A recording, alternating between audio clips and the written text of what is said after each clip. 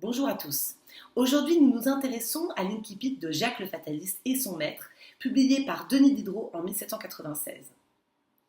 Ce texte est très intéressant puisqu'il s'agit d'un roman réalisé par l'un des fondateurs du mouvement de pensée et littéraire des Lumières, Denis Diderot, et qui est aussi fondateur avec d'Alembert de l'Encyclopédie. Ainsi, on retrouvera des valeurs caractéristiques des Lumières dont nous parlerons durant l'étude.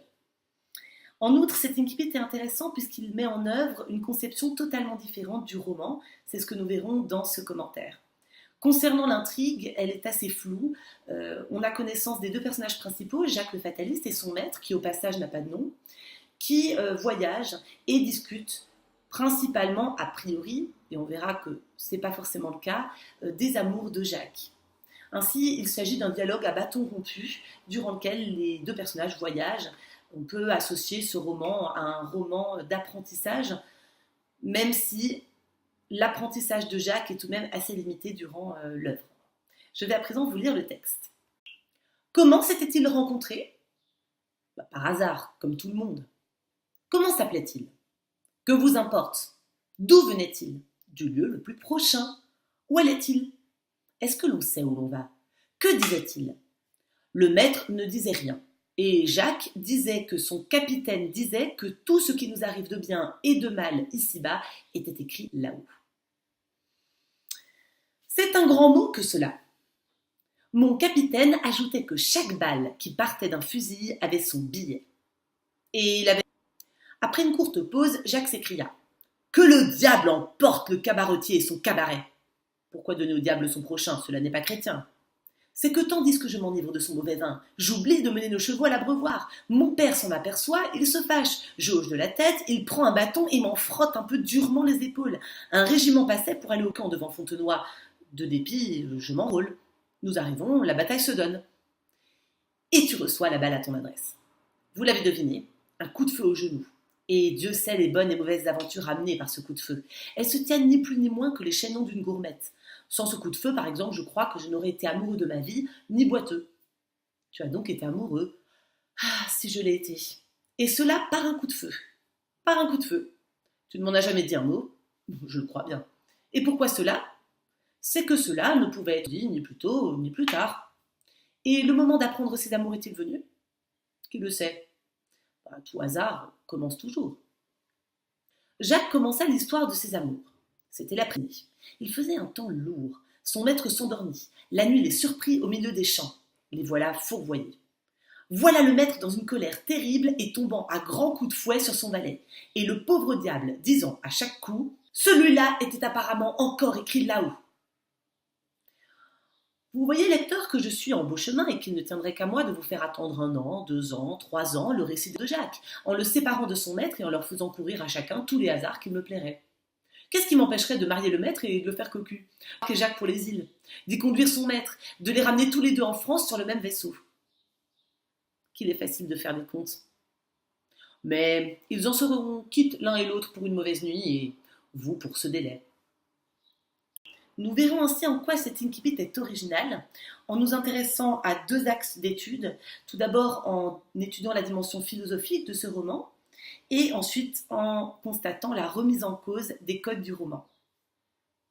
Dans un premier temps, Jacques le Fataliste est avant tout un roman philosophique, voire un conte philosophique. En effet, il s'agit de critiquer le fatalisme. Jacques est un fataliste. On notera qu'il est associé à ce mode de pensée, que c'est un homme qui réfléchit, même s'il réfléchit plutôt mal, on le verra tout à l'heure. Le maître, quant à lui, est désigné uniquement par sa fonction, ce qui lui donne d'emblée le statut de personnage secondaire. Le fatalisme consiste à croire au fatum, autrement dit au destin, ce qui va complètement à l'encontre de l'esprit des Lumières, puisqu'il s'agit d'être maître de son destin, justement, et d'essayer de changer les choses, par exemple. On peut penser également à l'optimisme dans Candide, qui revient également à cette forme de passivité à laquelle on peut céder aussi si on raisonne de la façon dont Jacques raisonne. À noter aussi qu'un Jacques est un paysan, c'est devenu un nom commun. Un paysan, il y a aussi une dimension révolutionnaire, c'est un paysan en révolte. Donc Jacques, justement, a un statut bien particulier et c'est lui qui domine le dialogue, on le verra tout à l'heure. Donc ça confirme bien l'implicite de son nom, si vous voulez. Alors attaquons avec Plusieurs citations qui montrent que Diderot, évidemment, ne cautionne pas le point de vue de son personnage. On peut relever comment s'était-il rencontré au début du texte. Réponse, par hasard, comme tout le monde, ce qui contredit d'emblée totalement le titre du roman. Donc, du point de vue des procédés, on remarquera le jeu des questions-réponses ainsi que la phrase nominale, par hasard, comme tout le monde, qui est assez sèche et catégorique. On remarquera que le narrateur est évidemment un porte-parole de Diderot et qu'il se positionne, comme je l'ai déjà dit, en contradiction avec la pensée de Jacques. On peut également relever la répétition du verbe dire au début du texte. Le maître ne disait rien et Jacques disait que son capitaine disait que tout ce qui nous arrive de bien et de mal ici-bas était écrit là-haut. Ce qui est intéressant avec cette répétition du verbe dire, c'est qu'on relève l'absence d'esprit critique puisqu'il s'agit simplement de relayer une information qui a été donnée auparavant sans être justifiée d'ailleurs.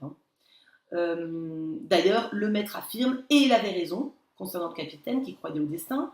On notera l'affirmation totalement arbitraire. Enfin, la comparaison concernant les aventures de Jacques, elle se dit ni plus ni moins que les chaînons d'une gourmette. Donc on remarque que cette affirmation catégorique, cette comparaison, ni plus ni moins que les chaînons d'une gourmette, n'est toujours pas justifiée. Cette remarque est illustrée par la réplique précédente de Jacques. Il mentionne ses aventures et on a un enchaînement dont on peut relever l'absence totale de logique. Si on raccourcit, le cabaretier le conduit à être amoureux. Donc on voit que l'enchaînement qu'il établit, le cabaretier, les coups de bâton de son père, l'enrôlement dans l'armée, la blessure, puis le coup de foudre, n'ont aucune logique. Donc on voit bien que c'est Jacques qui, a posteriori, établit une logique entre tous ces événements. On notera également la forme du dialogue. La forme du dialogue est caractéristique de la pensée philosophique. En effet, on peut penser par exemple à Platon, qui évoquait la maïotique. La traduction de ce mot grec, ce serait littéral, l'accouchement des âmes. Autrement dit, le dialogue permet d'accoucher d'une idée, donc d'un point de vue spirituel, mais à prendre ici au sens large.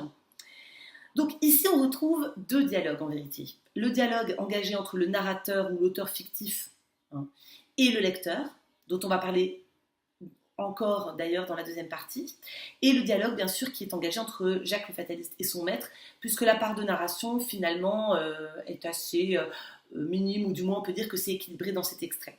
Mais dans l'ensemble du roman, on a quand même beaucoup de dialogue.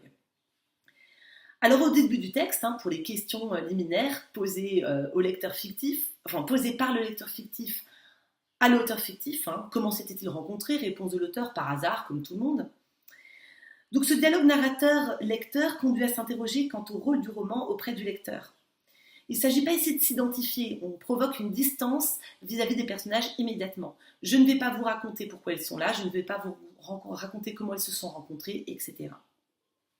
Donc déjà, ça amène à éveiller l'esprit critique du lecteur en s'adressant directement à lui et en lui inventant une voix finalement assez naïve, ce qui peut permettre de s'interroger quant à l'intérêt de ces questions finalement, posées par le lecteur fictif. On retrouve également, évidemment, le discours direct, donc le dialogue entre Jacques le fataliste et son maître. Donc on peut dire que le rôle du maître, c'est uniquement de provoquer le récit. Il pose des questions à la manière d'un philosophe, mais il se révèle extrêmement naïf. Par exemple, et cela par un coup de feu. Alors on peut relever que cette question permet implicitement de critiquer le point de vue de Jacques, puisque ça manifeste l'étonnement du maître. Autrement dit, il a du mal à voir le lien entre le coup de feu et l'amour éprouvé par Jacques un peu plus tard. On peut relever entre parenthèses la citation à tout hasard commence toujours avec la mention du hasard qui a déjà été faite au début du texte, qui contredit bien sûr encore une fois le titre, donc remarque faite par le maître encore une fois. Pour terminer, on peut relever le discours narrativisé. Entre parenthèses, le discours narrativisé consiste à faire simplement mention d'une prise de parole en la résumant par exemple. Jacques commença l'histoire de ses amours. Ce qui est intéressant ici, c'est que la partie fictive est complètement évincée, c'est-à-dire ce qui pourrait nous intéresser du point de vue de la fiction, et donc faire en sorte qu'on s'identifie au personnage, ou qu'on se reconnaisse dans son histoire, etc., est complètement évincé ici du dialogue liminaire du roman. On notera également une série de fausses affirmations émanant la plupart du temps de Jacques, qui sont contrecarrées par le maître au début du dialogue ou par le narrateur. Tu as donc été amoureux, si je l'ai été, et cela par un coup de feu, par un coup de feu. Tu ne m'en as jamais dit un mot, je le crois bien. Par exemple, ici on a un passage qui fait beaucoup penser à des stick comedy au théâtre, donc avec une reprise des termes précédents. Tu as donc été amoureux si je l'ai été, et cela par un coup de feu, par un coup de feu. C'est la définition même des stichomities. Les stichomities sont des répliques qui s'enchaînent rapidement avec une reprise du mot au sens classique, du mot stichomity, une reprise de ce qui a été dit auparavant. Donc on notera dans l'extrait que je viens de vous lire que le dialogue philosophique est totalement singé, puisqu'on n'arrive pas réellement à une conclusion ou à une réflexion intéressante. Les rôles maître-valet sont inversés ici, puisque le maître est suspendu aux lèvres de Jacques. Aux questions succèdent des affirmations catégoriques. Ce dialogue n'est évidemment pas à prendre au pied de la lettre. Par exemple, le qui le sait de Jacques, et le moment d'apprendre ses amours est-il venu, qui le sait, puisqu'il n'est pas maître de son destin, d'où sa question, selon lui. Ça ne tient pas la route, évidemment. C'est complètement ridicule ici. Il suffit pour Jacques de parler et de commencer à raconter son histoire. On a l'impression qu'il est vraiment un pantin qui obéit à un dieu non identifiable. Donc on voit bien ici la tendance de Diderot qui est plutôt déiste, donc c'est-à-dire que pour lui la divinité émane de la nature et de toute chose, il ne croit pas au dieu chrétien. On relèvera également les tirades de Jacques, par exemple avec l'énumération qu'on trouve ici. C'est que tandis que je m'enivre de son mauvais vin, j'oublie de mener nos chevaux à l'abreuvoir, mon père s'en aperçoit, il se fâche, je hoche de la tête, il prend un bâton, il m'en frotte un peu durement les épaules. Un régiment passait pour aller au camp devant Fontenoy, de dépit je m'enrôle, nous arrivons, la bataille se donne. Alors ici, ce qui est intéressant, c'est qu'on n'a pas de connecteur logique, et pour cause, il n'y a pas de logique. Donc cet enchaînement qui est censé avoir été écrit d'avance, donc qui est censé figurer sur ce fameux grand rouleau dont parlera Jacques durant tout le roman, évidemment, n'est pas du tout logique. Cet enchaînement est totalement absurde. Donc on remarque encore une fois ici implicitement une critique du mode de pensée de Jacques. Dans la seconde tirade que je vais vous lire, il y a plutôt des modélisateurs qui viennent contrecarrer l'assurance de Jacques concernant le destin. Vous l'avez deviné, un coup de feu au genou, et Dieu sait les bonnes et mauvaises aventures amenées par ce coup de feu. Elles se tiennent ni plus ni moins que les chignons d'une gourmette. Donc là on remarque que les affirmations ne sont jamais justifiées. Sans ce coup de feu, par exemple, je crois que je n'aurais été amoureux de ma vie boiteux. Ici, le verbe croire, modélisateur, est très intéressant puisqu'il remet en question tout ce qui vient d'être dit et affirmé de manière pourtant catégorique. Enfin, on relèvera également la répétition du mot hasard dans le texte qui, encore une fois, vient contredire le mode de pensée de Jacques et le titre. Comment s'était-il rencontré? Par hasard, comme tout le monde. Ou encore la réflexion du maître, à tout hasard commence toujours. On constate donc ici qu'évidemment le dialogue ne doit pas être pris au pied de la lettre. Il y a une tension entre les deux personnages tout de même au départ, et bien sûr surtout entre le narrateur et les personnages, en tout cas entre le narrateur et Jacques. Ces indices nous donnent des clés et permettent de comprendre l'intérêt de ce texte, à savoir la critique finalement du fatalisme. Une dernière occurrence du mot hasard dans la narration cette fois, en leur faisant courir à chacun tous les hasards qu'il me plairait. Donc encore une fois, on remarque qu'évidemment Diderot, en tant que philosophe des Lumières, s'érige contre ces modes de pensée, le fatalisme. En somme, Jacques le Fataliste et son maître est bien un roman philosophique, l'intrigue concernant Jacques étant évidemment un prétexte. Il s'agit en effet de critiquer le fatalisme de Jacques de manière plus ou moins prononcée, par le biais de la narration, voire par le biais du personnage du maître, contre toute attente. Le dialogue engagé est une singerie, est une imitation du dialogue philosophique, conduisant à la maïotique, permettant d'accoucher d'une idée. Évidemment, le dialogue engagé entre Jacques et son maître est totalement absurde. En revanche, le dialogue engagé entre le narrateur ou l'auteur fictif et le lecteur est beaucoup plus intéressant puisqu'il conduit à prendre de la distance avec l'intrigue proposée et la pensée de Jacques, puisque le maître n'a aucun esprit critique en l'occurrence. Enfin, une série de fausses affirmations émanant la plupart du temps de Jacques est contrecarrée par les remarques du narrateur, voire par celles du maître. Dans un second temps, cet incipit permet de remettre en cause les codes du roman. Tout d'abord, le narrateur n'hésite pas à mettre à mal le lecteur, en tout cas le lecteur qu'il met en scène, qui est un lecteur fictif, puisqu'il pose des questions que lui-même imagine. Par exemple, dès le début du texte, comment s'était-il rencontré? Par hasard, comme tout le monde. Comment s'appelait-il? Que vous importe? Etc. Le principe est toujours le même, la question est censée être celle du lecteur et la réponse celle de l'auteur, donc du narrateur ici, de l'auteur fictif. Bien sûr, ce ne sont pas des questions rhétoriques. Attention, hein, n'affirmez pas que ce sont des questions rhétoriques. Je vous rappelle qu'une question rhétorique consiste à affirmer une idée par le biais d'une question. Alors que là, ce sont de vraies questions, fictives certes, mais ce sont de vraies questions qui attendent une réponse. Que signifie cet enchaînement de questions-réponses, ce dialogue fictif avec le lecteur? Il signifie que finalement, ce n'est pas l'intrigue qui est importante et essentielle dans un roman.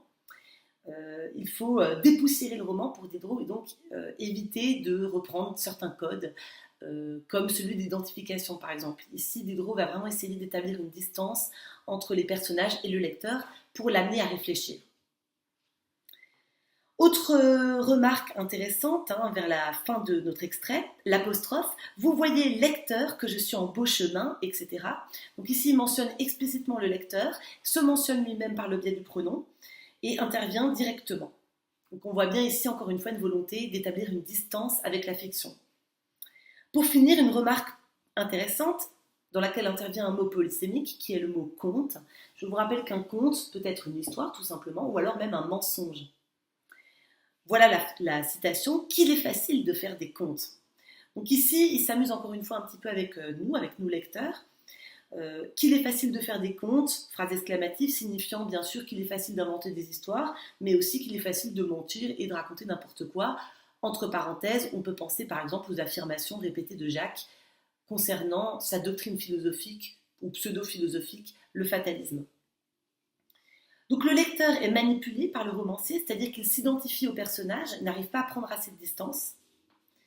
Et bien sûr, dans ce roman, ce n'est pas la fiction qui est essentielle, mais plutôt le débat philosophique, et c'est ce que Diderot essaye de nous rappeler ici. On notera également, et c'est à ne pas louper, le mélange des genres. Il s'agit de mélanger ici le roman et le théâtre, vous l'avez sans doute remarqué assez rapidement en lisant le texte.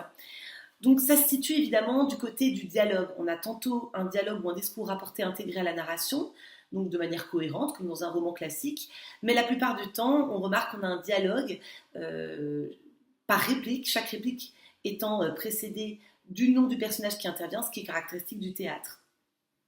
Alors, le début commence de manière très classique avec une narration. Comment s'étaient-ils rencontrés? On peut cependant remarquer au passage le début in medias res de ce roman, donc en plein cœur de l'action. On a encore l'impression d'avoir affaire à un roman à la fin du premier paragraphe. Après une courte pause, Jacques s'écria que le diable emporte le cabaretier et son cabaret. De même, le discours rapporté au style direct, celui-là était apparemment encore écrit là-haut. Alors on notera que cette phrase prononcée à chaque coup de bâton est assez ridicule, on imagine la scène.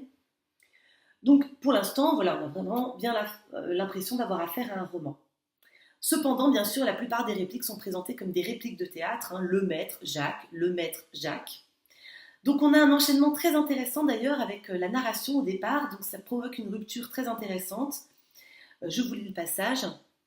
Le maître ne disait rien et Jacques disait que son capitaine disait que tout ce qui nous arrive de bien et de mal ici-bas était écrit là-haut. Le maître, c'est un grand mot que cela.